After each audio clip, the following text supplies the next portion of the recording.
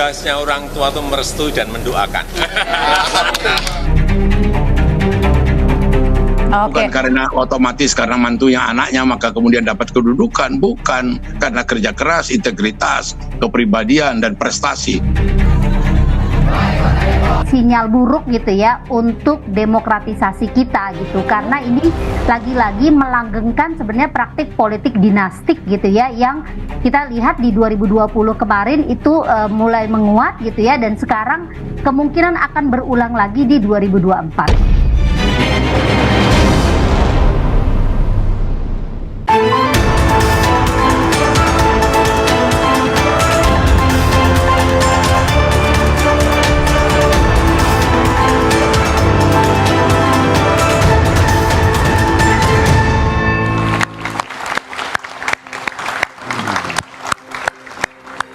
Selamat malam saudara, isu dinasti politik kembali jadi perbincangan publik. Rencana Kaisang turun gelanggang di panggung politik menambah panjang daftar keluarga Presiden Jokowi yang jadi pejabat publik. Putra bungsu Jokowi ini kabarnya akan ikut pilkada. Rencana ini menuai kritik dan juga polemik. Jokowi dituding tengah membangun dinasti politik. Pasalnya, putra sulung dan menantunya sudah lebih dulu jadi wali kota. Bobi di Medan, Gibran di Surakarta. Namun tudingan ini disanggah karena mereka dipilih publik dalam pilkada terbuka. Dan sebagai warga negara, mereka punya hak yang sama untuk ikut berlaga. Meski demikian, muncul kekhawatiran. Sebagai kepala negara dan kepala pemerintahan, Jokowi akan menggunakan kekuasaan untuk kemenangan Kaisang. Benarkah Presiden Jokowi sedang membangun dinasti politik guna melanggengkan kekuasaan? Kita akan bahas bersama dengan sejumlah narasumber yang sudah hadir pada malam hari ini. Tepuk tangan yang meriah untuk narasumber saya, Sigit Widodo, Ketua DPP PSI. Selamat malam. Selamat malam, Putra Nababan, politisi PDI Perjuangan. Selamat malam. Selamat malam, Asfinawati, Wakil Ketua STH Jentera. Selamat malam. Dan selamat malam untuk Muhammad Iqbal, juru bicara PKS. Selamat malam. Waalaikumsalam. Juga teman-teman mahasiswa dari Unika Atmajaya, UIN Jakarta, Politeknik APP Jakarta, UPN Veteran Jakarta, Universitas Budi Luhur, dan Politeknik Kesehatan Jakarta. Saudara, inilah Dua Arah. Saya Liviana Charlisa. Waduh, lagi dan lagi isu politik dinasti kembali jadi komoditi jelang kontestasi politik di negeri ini. Keinginan Kaisang Pangarep, putra bungsu Presiden Joko Widodo, masuk gelanggang politik jadi sorotan. Nah, tidak tanggung-tanggung, posisinya kepala daerah yang jadi incaran. Dengan restu Jokowi, Kaisang maju dengan percaya diri. Saya sudah mendapatkan izin dan restu dari keluarga saya. Insya Allah, dengan ini saya siap untuk hadir menjadi Depok pertama. Sebagai warga negara, niat Kaisang maju di kontestasi politik tentunya adalah hal yang biasa. Tapi tudingan politik dinasti pun tidak bisa dihindari. Apalagi putra sulung dan menantu Jokowi lebih dulu jadi wali kota. Saya melihat ini sebenarnya sinyal buruk gitu ya untuk demokratisasi kita gitu, karena ini lagi-lagi melanggengkan sebenarnya praktik politik dinastik gitu ya, yang kita lihat di 2020 kemarin itu mulai menguat gitu ya, dan sekarang kemungkinan akan berulang lagi di 2024. Sementara itu, tudingan politik dinasti ini pun dibantah PSI, partai yang menginisiasi majunya Kaisang di pilkada. Dinasti itu bermasalah kalau dia diterapkan dalam satu sistem tertutup non-demokratis. Ada organisasi atau apapun gitu ya, di mana bapaknya punya kekuasaan tanpa batas untuk menentukan anaknya jadi sekjen, yang ini jadi apa, jadi macam-macam. Itu namanya dinasti, Mas. Tidak hanya dukungan, kritik dari internal partai pengusung Jokowi menarik pula untuk dicermati. Salah satunya datang dari politisi senior PDI Perjuangan. Apapun ceritanya dengan majunya Gibran dan kemudian Bobi di Medan, itu kita mesti waspadai, jangan ada tendensi menjadi satu dinasti. Dan kemudian dianggap kalau anaknya presiden bisa langsung jadi begini, gitu loh. Begitu juga Gibran membawa nama Jokowi. Tentu mereka itu betul-betul mesti lebih hebat lagi, lebih berprestasi lagi, gitu loh. Bukan karena otomatis karena mantunya anaknya maka kemudian dapat kedudukan, bukan karena kerja keras, integritas, kepribadian dan prestasi. Lantas benarkah ada politik dinasti di Tra Jokowi? Dan bagaimana pula dampak politik dinasti dalam kehidupan demokrasi di negeri ini? Benarkah ada politik dinasti di Tra Jokowi? Kita akan langsung sapa ke Mas Sigit. Mas, kalau PSI dituding melanggengkan kekuasaan Jokowi lewat Kaesang, apa respon Anda? Sebetulnya kan kalau kita lihat kekuasaan itu didapatkan dari suara rakyat ya. Artinya kalau kita bicara Jokowi akan melanggengkan kekuasaan ya kan, kalau katakanlah Mas Kaesang gitu di Depok, kemudian masyarakat Depok nggak mau kan nggak akan bisa juga. Artinya yang dilakukan PSI saat ini hanya memfasilitasi agar Mas Kaesang bisa menjadi salah satu calon wali kota Depok di Pilkada 2024. Kenapa mau milih Depok? Ini coba-coba. Sebetulnya enggak. Jadi ini kalau kita bicara kenapa kemudian PSI mencalonkan Mas Kaesang, ini sebetulnya merupakan aspirasi dari teman-teman di PSI Kota Depok sebetulnya. Jadi mereka menerima aspirasi dari masyarakat, kemudian mereka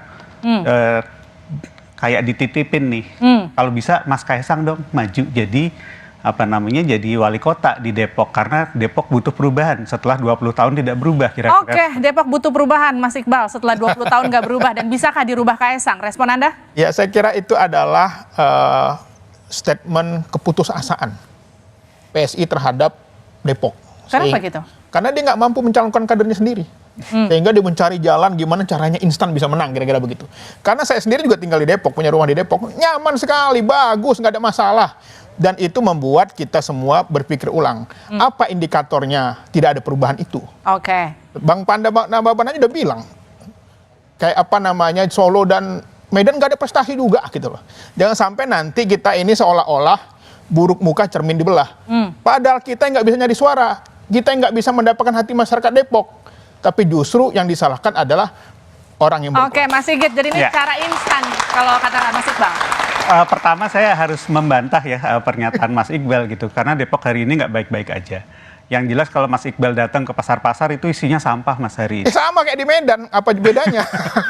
Ya, artinya ada masalah. Sama kayak di Jakarta juga. Ada yang namanya pasar ya ada sampah. Gitu. Kemudian juga bahwa Depok 3 tahun berturut-turut menjadi kota yang paling termasuk kota yang paling intoleran di Indonesia. Itu kan versi siapa? Versi siapa dulu? Setara Institut, Mbak. Ya, Setara Institut kan bukan lembaga resmi, dia kan LSM. Masa LSM bisa menjadikan sebuah indikator sebuah kota itu bermasalah, kan aneh. Adalah intinya kalau tadi dinyatakan bahwa ini cara instannya PSI, sebetulnya enggak juga. Karena PSI selama ini memang selalu mendorong anak-anak muda untuk maju ke politik. Ya harusnya kenapa nggak giring aja sekalian ya kan?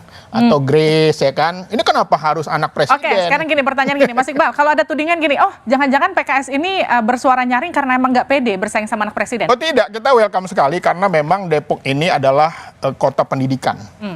Pemilih Depok itu orang-orang rasional.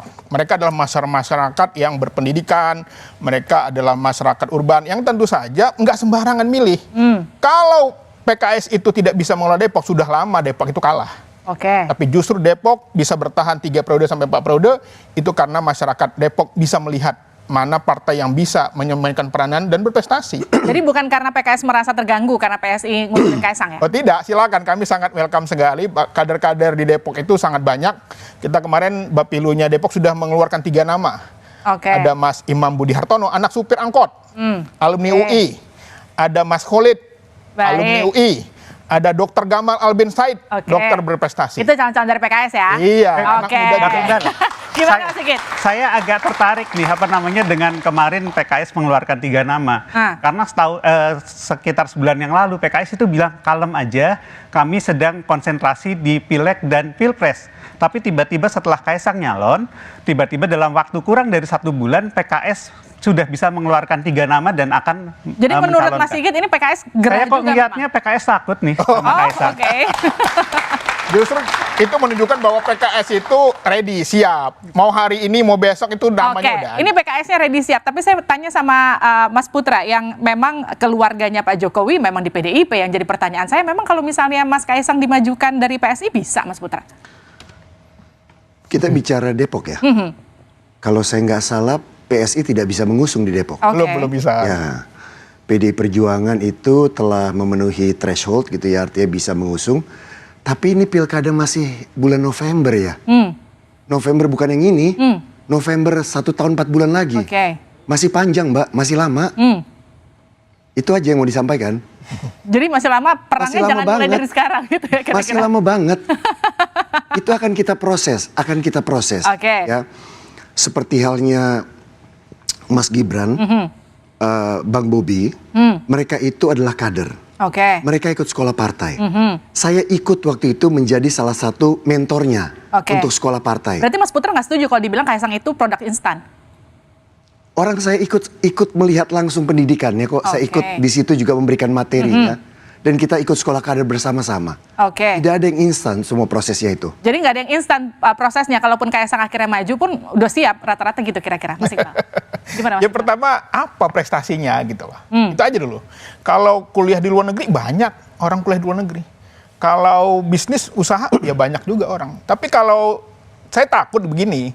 Dulu kan mengatakan waktu Bobi maju di Medan ini karena Medan bermasalah, dicalonkanlah menantu presiden. Ternyata nggak maju-maju juga, nggak berubah-ubah juga, nambah masalah baru. Tapi justru saya ingin mengatakan bahwa kalau kita ingin berdemokrasi, ya bukan hanya soal masyarakat yang memilih, tapi bagaimana etika.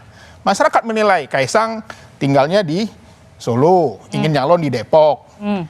Lalu mengatakan saya akan membenahi, ya itu tentu saja juga akan menyinggung perasaan masyarakat Depok. Emang kami kenapa sih? Emang kami bego-bego amat milih pemimpin gitu loh.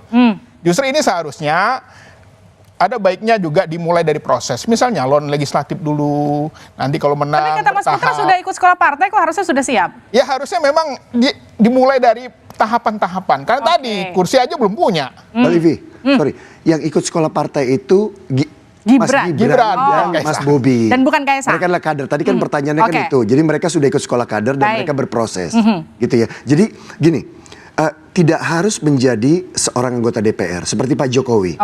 Pak Jokowi nggak pernah jadi anggota DPR, tapi Pak Jokowi adalah pengurus partai. Beliau jadi wali kota, beliau jadi gubernur. Tapi kalau Pak Ganjar kan jadi anggota DPR dulu, baru jadi gubernur, lalu calon presiden. Prosesnya itu macam-macam. Tapi dipastikan di PD Perjuangan prosesnya itu ada. Seperti saya setelah menjadi wartawan, saya sekolah kader dulu. Saya kerja dulu. Ya, kerja di mana-mana di partai, ada acara ini, acara itu dan lain sebagainya, baru kemudian mencalekkan diri. Dan hal itu dilakukan juga meskipun mereka adalah anak presiden atau mantu presiden. Nah, kemudian gini, meskipun mereka adalah anak presiden, tapi dengan munculnya Kaisang yang kemudian rencananya akan diusulkan oleh PSI begitu, ini membuat gerah PDIP nggak? Merasa dilompati nggak PDIP? Buat apa gerah? Artinya gini, ini kan adalah hak dari Kaisang sendiri, aspirasi politik dia. Pertama, dalam rekrutmen politik, tentunya Kaisang ataupun Mas Gibran ataupun juga Bang Bobi melihat figur dari ayahnya. Seperti saya juga melihat figur ayah saya. Itu kan keinginan untuk tampil di politik, melayani masyarakat, itu kan muncul dari situ. Kan nggak salah. Kemudian berproses, dipilih oleh rakyat, itu udah paling benar. Derajat tertinggi dalam demokrasi itu adalah dipilih oleh rakyat, bukan ditunjuk. Jadi kalau political appointee sebagai menteri itu ditunjuk, ini dipilih langsung oleh rakyat. Itu yang membedakan. Rakyat sekarang juga enggak,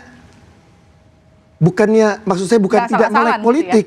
Mereka punya media sosial, itu yang selama ini mengontrol dunia politik. Apakah itu Instagram, TikTok, dan lain sebagainya. Artinya gitu. Artinya Mas Putra mau bilang gini, semua orang berhak memilih dan juga dipilih. Apalagi misalnya meskipun dia berasal dari keluarga presiden. Mbak Aswin?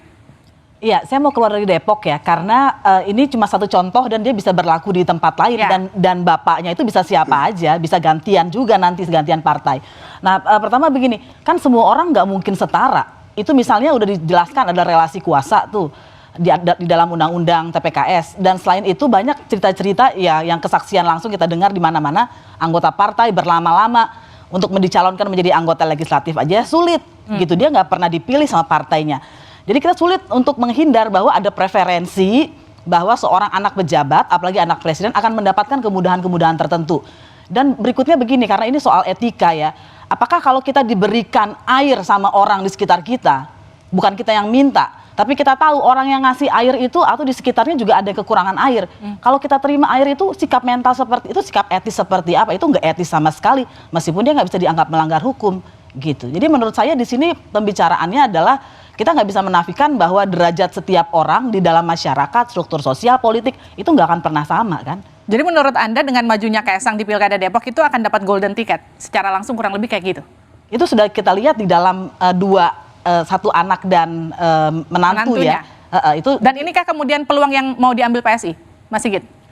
Ya, pertama saya tadi mau sedikit mengkoreksi ya, bahwa sekarang kursi DPRD PSI di Kota Depok baru 1, iya, tapi kan pencalonan pilkada ini akan tergantung pada pemilu 2024.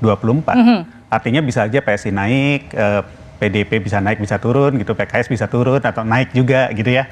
Artinya kita belum tahu sebetulnya apakah bisa mengusung atau tidak, itu satu hal. Nah, yang kedua kalau kita lihat tadi yang misalnya dikhawatirkan terjadi politik dinasti gitu ya. Kan kembali lagi ini pemilu bebas, pilkada bebas. Oke, tapi kemudian jadi pertanyaan gini, kenapa Kaesang? Anda yakin Kaesang itu mampu memimpin Depok atau sekedar dia itu anaknya Pak Jokowi? Tapi nanti dijawabnya segera di luar.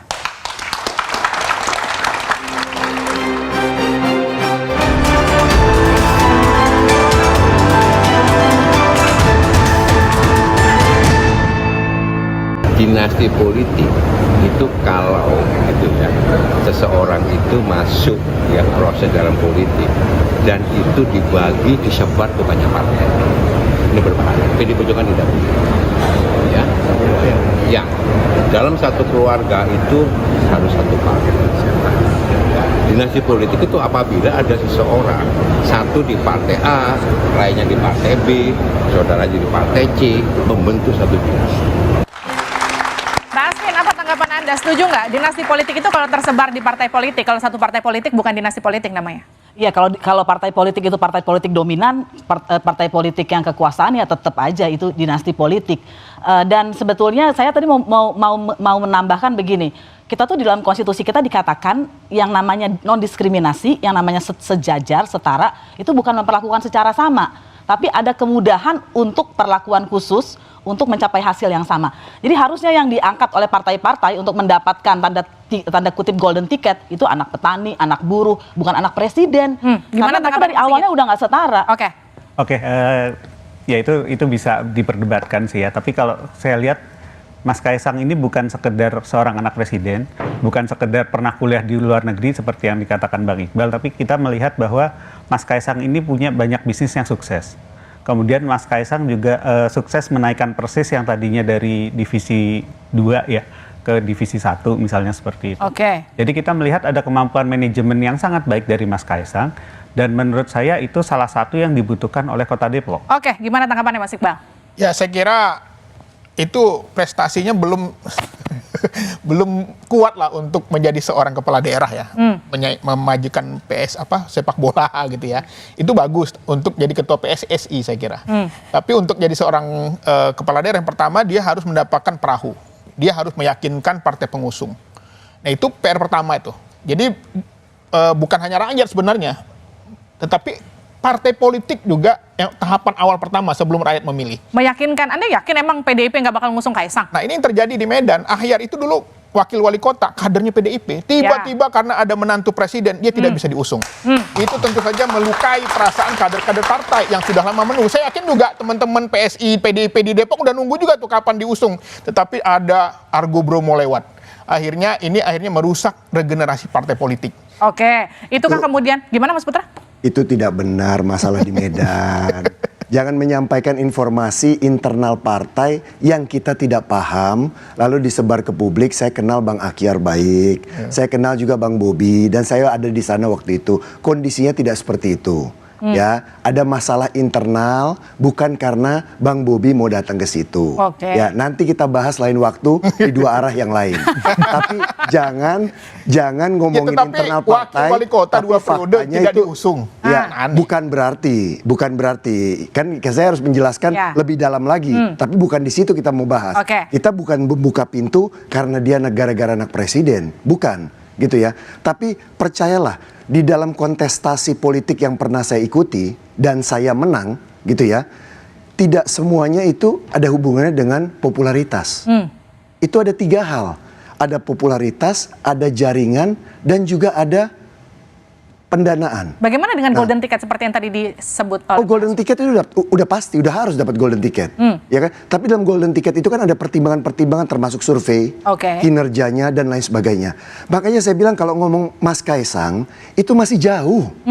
Mas, ini masih 1 tahun 4 bulan, jadi masih sangat lama. PD Perjuangan akan menyelesaikan pilpres, pileg dulu, baru kita ngomongin pilkada di bulan November. Tapi kan datang ke sini topiknya bukan topik Mas Kaisang. Jadi topiknya adalah tudingan bahwa Pak Jokowi itu melakukan dinasti politik dan itu tidak benar. Karena nggak tidak cuma ada dalam di Kaisang, Mas Putra, tidak ada dalam Pak Jokowi itu rencana dinasti politik atau sedang menyusun dinasti politik. Baik. Karena apa?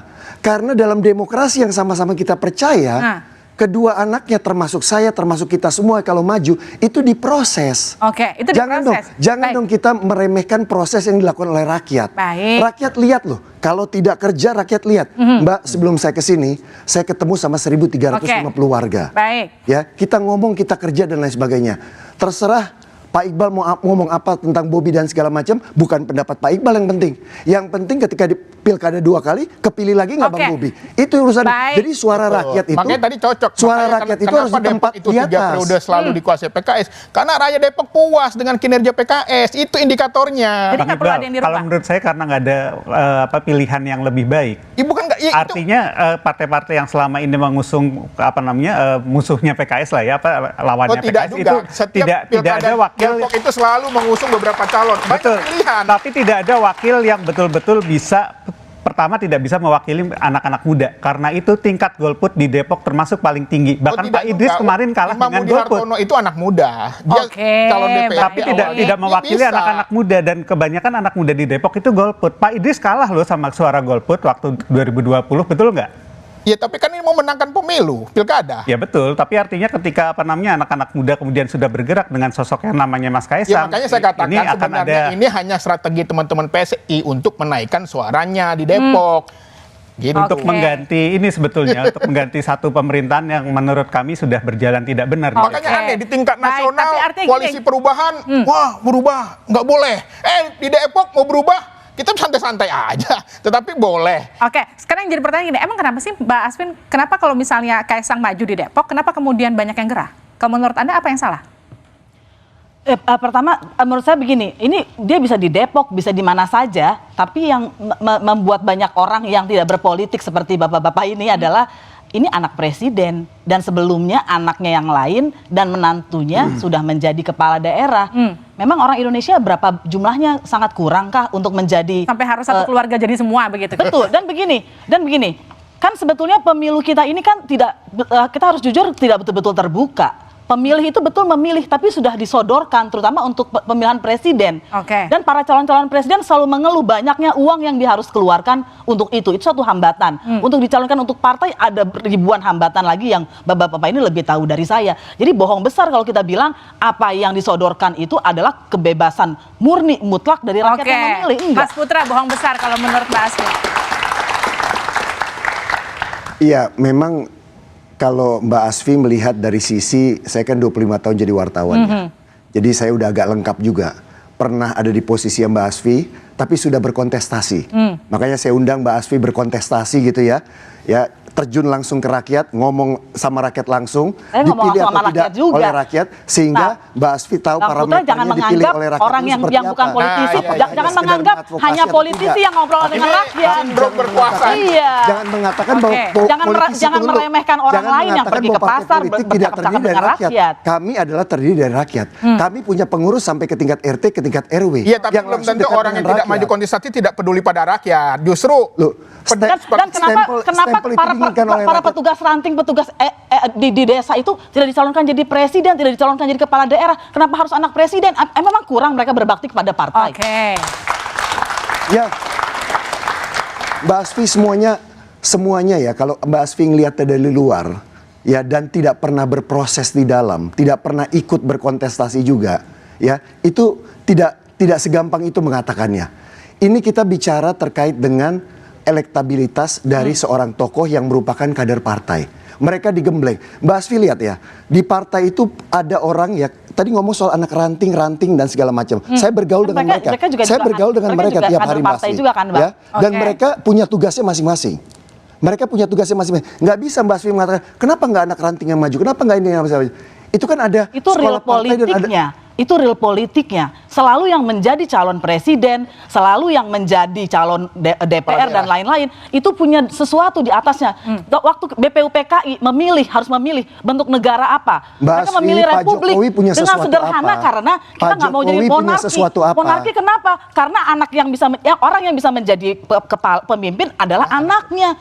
Kalau kita sekarang seperti ini, apa bedanya republik dengan monarki? Mbak Asfi nggak lihat ya Pak Jokowi sesuatu apa? Pak Jokowi dari mana? Pak Jokowi adalah kader. Pak Jokowi punya sesuatu apa ketika itu Pak Jokowi bukan anaknya, gubernur, itu berbeda. Kita bicara anaknya, gubernur kemudian jadi capres. Pak Ganjar sesuatu dari mana? Saya mau tanya.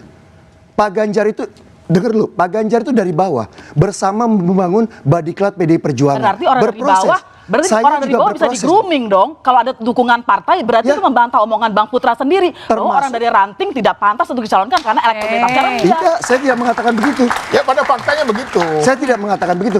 Banyak anak ranting, anak cabang-cabang yang maju dan menang. Betul. Kalau ya, gitu di DKI Jakarta kita harus banyak mengangkat prosesnya. mereka. Partai-partai, saya kepingin mengangkat mereka. Bukan mengangkat anak presiden, anak wali kota, anak DPR. Jangan khawatir Mbak, kalau kita ngelihat ke 34 provinsi di mana banyak anak ranting kita, anak DPD yang maju itu banyak sekali kok. Baik, Mbak Aswin. Artinya gini, kalau misalnya memilih dan dipilih itu adalah hak semua warga negara, memang kenapa kalau anak presiden harus maju lagi? Nanti dijawabnya usai jeda di Dua Arah.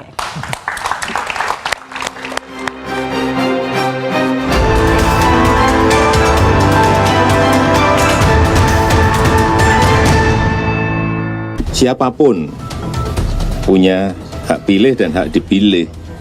Ya kalau rakyat nggak memilih gimana? Ini kompetisi, bukan penunjukan. Beda, tolong dibedakan. Kompetisi itu bisa menang, bisa kalah. Terserah rakyat yang memiliki hak pilih. Yang tadi Anda saksikan itu file di tahun 2019. Pak Jokowi kala itu membantah bahwa ia membangun dinasti politik. Yang kita kutip pernyataannya kurang lebih sama. Itu demokrasi dipilih dan juga memilih. Kira-kira orang bisa kalah, bisa juga menang. Mbak Asvin, emang kenapa kalau anak presiden mencalonkan? Yang mengerikan di Indonesia adalah tidak semua orang bisa sampai ke gelanggang untuk dipilih itu. Jadi hambatannya sudah banyak sekali. Karena ada partai untuk mencalonkan itu. Atau calon independen sulit sekali. Teman saya dicurangin. Ada banyak orang dicurangin. Jadi kita ini nggak sesederhana yang kelihatan bahwa hak setiap orang. Justru banyak orang tidak punya kesempatan untuk dipilih. Dan yang menarik sebetulnya Pak Jokowi tadi yang disampaikan yang sebelumnya. Itu pernyataan jujur beliau sebagai ayah kan. Sebagai orang tua gitu. Jadi nggak semua anak orang tuanya presiden. Sebagai orang tua saya bisa merestui, orang tua Mbak Livi bisa merestui Mbak Livi untuk menjadi apapun, tapi bukan presiden, itu bedanya. Oke. Jadi Mbak Livi, sebentar saya mau nyampaikan. Jadi di Pilkada 2018 atau 2020 atau 2021, ketika PDI Perjuangan maju dengan kandidat calon wakil wali kotanya adalah dari partai lain, itu calon wali kotanya ikut sekolah kader kita. Oke. Jadi meskipun dia dari partai lain, dia ikut dalam sekolah kita selama 10 hari untuk menyampaikan persepsi, ideologi dan program kerja kita. Artinya yang mau saya sampaikan adalah di dalam itu berproses. Kami melakukan psikotes, kami melakukan training, kami ada pendidikan sekolah kader dan lain sebagainya. Saya sekolah kader itu sama-sama dengan anak cabang. Satu-satu grup saya sama-sama. Anak cabang sama DPC dan lain sebagainya. Tidak melihat satu sama lain. Dan Ibu Megawati selalu mengatakan, kita ini semuanya sama. Yang membedakan adalah tugas kita. Tugas kita yang beda-beda.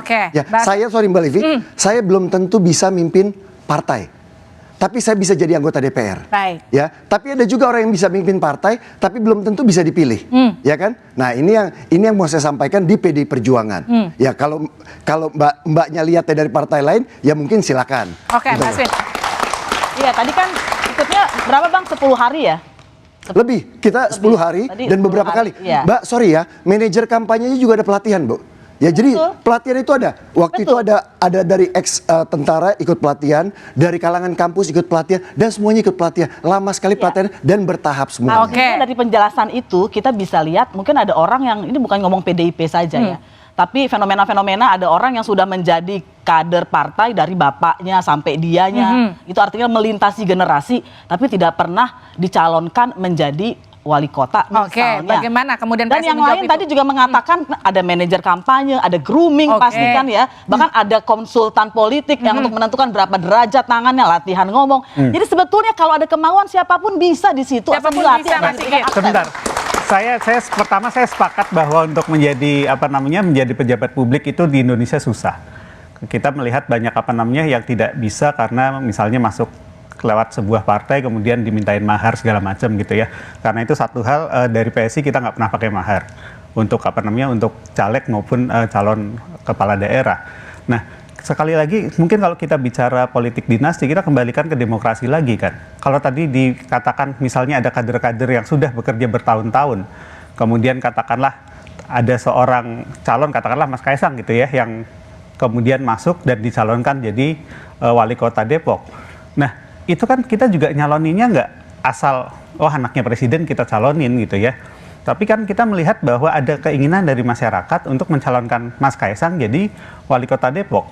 Artinya kan kembali lagi nih keinginan masyarakat. Sayangnya itu nggak bisa dibuktikan ya Mas, karena anaknya tinggal satu Berapa lagi. Kalau anaknya masih ada dua, maka orang bisa dipilih dan ya karena yang makanya satu dipilih karena lebih nanti bagus, dikembalikan ya. lagi ketika proses pilkada rakyat yang akan menentukan dipilih atau enggak. Kalau PKS nanti memberikan wakil calon yang lebih baik ya pasti yang dipilih calonnya PKS kan gitu. Makanya saya seneng banget nih Mas Iqbal berkontestasi, nanti bisa melihat langsung. Kalau di dapil saya, ketua DPR incumbent saja kalah. Ketua DPR incumbent kalah. Seluruh incumbent kalah semuanya.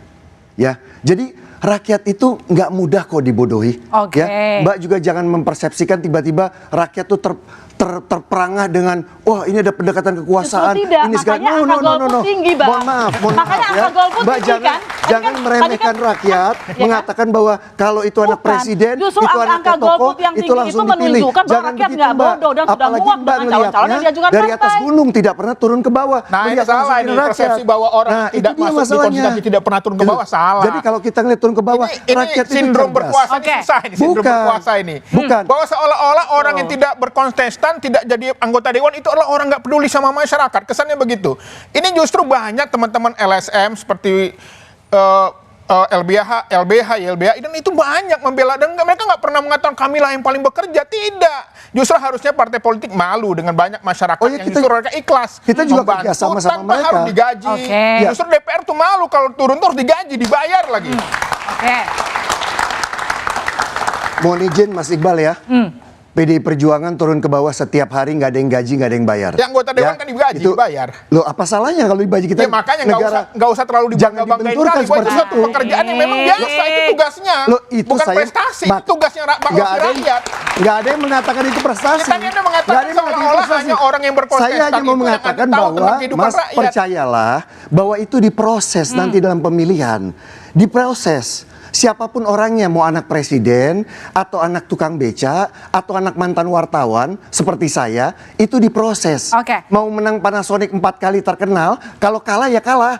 Gimana ya, Mas rakyat udah melek, semuanya lewat nggak ada proses. urusan. Semuanya lewat proses pemilihan. Makanya bisa saya menang, bisa juga kalah. menduga bahwa PSI mengusung Kaisang ini hanyalah bagian dari istilahnya itu pansos saja. Gimmick pansos. Karena Kaisang ini kan pasti banyak pendukung Pak Jokowi. Jadi mudah-mudahan dengan mengusung Kaisang suara PSI naik gitu loh. Karena sedih juga partai seperti PSI yang mengisung isu tentang toleran, mengisu tentang kesetaraan. Tetapi justru melupakan kadernya sendiri. Gimana tuh Mas di Sigit? Kota Depok. Ya kalau saya lihat sih yang disampaikan ya nggak kayak gitu ya. Artinya kita melihat bahwa satu, Depok itu butuh sosok pemersatu yang selama ini nggak ada nih untuk lawan PKS. Iya. Jadi selama ini nggak ada sosok yang betul-betul dimajukan oleh kelompok-kelompok yang di luar PKS yang serius nih buat melawan PKS. Mas Kaisang ini adalah sosok yang dibutuhkan untuk bisa mempersatukan semua kelompok nasionalis di Kota Depok. Baik, gini, kita kan kita punya rekam jejak kasus yang politik dinasti Ratu Atut di Banten yang kemudian kita bisa bilang politik dinasti itu memang rentan korupsi. Bagaimana kemudian Anda melihat ini dan kemudian memajukan Kaesang untuk dianggap melanggengkan terahnya Jokowi? Kita lihat rekam jejaknya Pak Jokowi sendiri lah. Oke. Itu bersih, kemudian juga kita lihat dari awal Pak Jokowi itu bukan siapa-siapa. Tapi itu kan Pak Jokowi ini beda sama Kaesang. Nanti dijawabnya usai jeda di Dua Arah.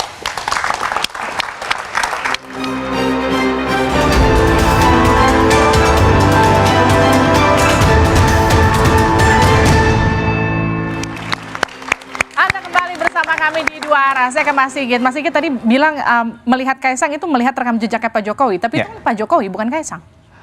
Kita kan melihat bahwa di dalam satu keluarga itu pasti ada interaksi, ada saling pengaruh gitu ya. Saya mengambil positifnya aja ketika seorang seorang kepala keluarga itu punya prestasi, kemudian sangat anti korupsi gitu. Itu kemungkinan akan menurun ke anak-anaknya gitu. Dan tidak akan jadi skandal Ratu Atut kedua? Saya yakin nggak, karena keluarga Pak Jokowi saya yakin tidak seperti itu. Oke, keyakinan itu cukup Mbak Asvin? Pak Jokowi dengan segala macam yang dia sudah lakukan, itu tercatat sebagai presiden yang menghancurkan KPK, dan dengan revisi Undang-Undang KPK, dan menggunakan isu tes wawasan kebangsaan yang dinyatakan oleh Komnas HAM melanggar hak asasi manusia untuk menyingkirkan pegawai-pegawai KPK yang berintegritas dengan kata-kata Taliban. Padahal ada yang Kristen, ada yang Buddha, saya ketemu, ada yang Tionghoa gitu. Nah, rekam jejak itu saya nggak tahu apakah Pak Jokowi sadar ketika menyetujui revisi Undang-Undang KPK, tapi mau nggak mau itu sudah tercatat dalam rekam jejaknya Pak Jokowi yang menghancurkan pemberantasan korupsi, dan sejak itu indeks korupsi kita, persepsi korupsi turun terus ya. Artinya kita sekarang justru berada tidak lagi menjadi percontohan negara-negara lain untuk pemberantasan korupsi, dan terima kasih untuk Pak Jokowi untuk itu. Oke, sekarang kalau kembali kita ke tema kita, bagaimana kemudian mencegah praktik politik dinasti ketika memang pada akhirnya Kaesang pasti akan maju nanti? Jadi sejak 2019 sebetulnya peranata di Indonesia sudah dilemahkan untuk pemberantasan korupsi gitu, sehingga siapapun yang naik akan beruntung. Dan saya tadi kan kita mengatakan demokrasi nggak ada yang salah. Mungkin, tapi jangan lupa demokrasi ada yang cuma demokrasi titik, ada kualitas demokrasi. Apakah kualitas demokrasi kita memburuk? Pasti, itu juga sudah banyak dicetuskan oleh berbagai ilmuwan gitu. Kita nggak bisa memungkiri indeks demokrasi kita terjun bebas. Mau kita tambah lagi dengan dinasti politik, tidak hanya Pak Jokowi ya, tapi yang lain-lain, karena dalam catatan riset-riset tidak hanya soal Pak Jokowi dan keluarganya. Oke, saya ke Mas Putra. Mas Putra, PDIP sendiri nggak cemas ya Pak Jokowi dan anak-anaknya semua turun gelanggang, menantu-menantunya juga ikutan? Saya tidak mau baper ya, bawa perasaan, kalau cemas kan baper ya. Saya sangat percaya rakyat itu ketika diukur oleh survei, lembaga manapun, kalau memang Pak Jokowi membangun dinasti dan rakyat itu pasti kecewa dan tidak suka dengan dinasti, kita punya pengalaman di zaman era Soeharto dan lain sebagainya, pasti approval ratingnya nggak sampai 80%. 81, 82, sorry. Ya, ini bukan bawa perasaan ini. Ini kita percaya sama surveyor, kita percaya sama pendapat rakyat, bahwa Pak Jokowi masih kerja, anak-anaknya juga bekerja, mereka tidak korupsi. Kalau tadi disampaikan Medan masih berantakan, itu artinya kerjanya makin keras lagi, nanti pilkada yang akan membuktikan. Dan Pak Jokowi merakyat dan masih kerja. Approval ratingnya tinggi, di atas 80%. Jadi ini nggak urusan saya cemas atau nggak cemas bahwa enggak. Rakyat sudah mengatakan bahwa Pak Jokowi itu disenangi dan kerjanya approve. Kalau ada yang kurang, yang disampaikan Mbak Afi tadi, nanti Pak Ganjar Pranowo yang akan melanjutkan untuk memperbaikinya. Mas Iqbal. Ya, saya kira kalau semua orang mengatakan nantilah buktinya kalau periode kedua, enggak juga begitu. Harusnya di tengah jalan. Seperti Bang Pandanaban sampaikan, ayahnya Bang Putra. Ya kan, ini anak ingusan lah, ini tidak jelas prestasinya. Itu seorang senior PDIP sendiri loh yang mengatakan. Ini harusnya framing buruk ini namanya. Harusnya ini. Mau mengadu dari saya dengan bapak saya ini. Kalau memang dari awal dia tidak menepati janji, udah dikasih kesempatan oleh rakyat, malah dia mengabaikan. Ini tentu saja tidak bagus. Menurut saya, kalau kami di PKS, orang kalau mau mengajukan calon itu pemilu rakyat, pemilu kader. Setiap kader ngusulin nama. Nanti diproses ada 3 nama. Lalu ada proses lagi, wawancara, proses lagi. Ini sehingga calon yang dipilih itu benar-benar dia representasi partai. Apa yang dia sampaikan, apa yang dia kerjakan adalah kerja bagian dari ideologi partai. Tetapi kalau orang ujuk-ujuk, nah ini dia. Calon ujuk-ujuk, apalagi tidak punya pengalaman di pemerintahan, ini tentu saja menjadi salah satu yang sangat memprihatinkan. Karena sebesar kota Depok, di situ ada kampus UI, ya, sebuah kampus yang paling hebat di Indonesia. Itu juga akan melihat apakah ada alumni UI yang bisa menyaingi Kaisang yang menjadi pemimpin. Dan calon kami salah satunya wakil wali kota Depok itu adalah alumni UI. Ini saya mau tanyakan ke Mas Putra, kalau Pak Jokowi bilang sebagai orang tua ia merestui, PDIP ngeluarin tiket nggak buat Kaisang nanti? Yang pertama saya mau klarifikasi dulu ya, karena dia tadi menyampaikan soal ayah saya gitu ya. Di sini yang disampaikan, kalau Mas Iqbal dengar baik-baik, adalah menyampaikan kepada kedua kader PD Perjuangan untuk terus tekun bekerja karena ada beban nama Pak Jokowi. Jadi jangan lengah dalam bekerja. Itu yang saya tangkap, yang saya dengar berkali-kali. Jadi bukan mau mengatakan bahwa mereka tidak qualified. Ntar dulu, mungkin itu PKS yang mau melihat kayak gitu. Tapi kalau saya melihatnya beda. Baik. Ya. Nah yang kedua tadi pertanyaannya? Pertanyaannya, ketika Pak Jokowi sudah bilang sebagai orang tua saya akan merestui, apakah itu juga tiketnya akan keluar dari PDI Perjuangan? Itu kan adalah pendapatnya yang disampaikan di dalam keluarga Pak Jokowi. Seperti PDI Perjuangan telah lakukan di Capres, ya, tidak buru-buru mencalonkan ataupun mengumumkan nama presiden. Mbak, ini pilkada masih November 2024. Jangan kecepatan. Kita fokus di pileg dan di pilpres. Tapi kan dari mau dulu, hat-trick, Mbak. Baik, tapi dari dulu kan PDI Perjuangan ketika bilang jangan kecepatan, ujuk-ujuk dia lagi yang kemudian ketika dulu Pak Ganjar jangan dideklarasikan, Pak Ganjar yang kemudian muncul. Sekarang Pak Kaisang jangan kecepatan, jangan-jangan nanti Kaisang juga yang memang akan dimajukan PDI Perjuangan. Kan ada waktu, Mbak. Waktu itu nanti akan memproses, percayalah. Ya. Pak Ganjar seperti itu lewat. Ingat waktu itu ada proses penolakan terhadap U20 Israel, itu kan berproses. Nanti pada waktu ke depan, 1,5 tahun ke depan akan ada proses lagi. Jadi sekarang PDIP lagi ngelihat elektabilitasnya Kaisang dulu ya, dilihat dulu kira-kira di Depok. Bukan hanya elektabilitas, tapi berproses sebagai seorang kader, seorang pemimpin, calon pemimpin dan lain sebagainya. Baik, tepuk tangan untuk semua narasumber saya pada malam hari ini.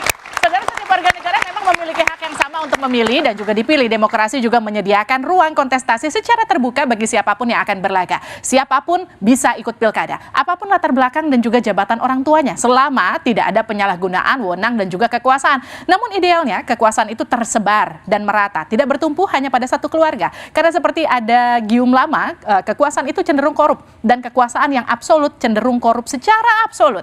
Saya Liviana Charlisa, sukseskan pemilu 2024 dan pastikan tetap di Kompas TV independen terpercaya untuk mengikuti perkembangannya. Sampai jumpa minggu depan.